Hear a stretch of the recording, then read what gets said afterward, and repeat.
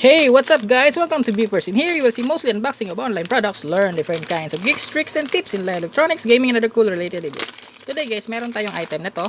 Ito isang USB Type-C na makikita natin sa online shop. Ito po yung quality niya guys. Yan. 1 meter po ito. There and there.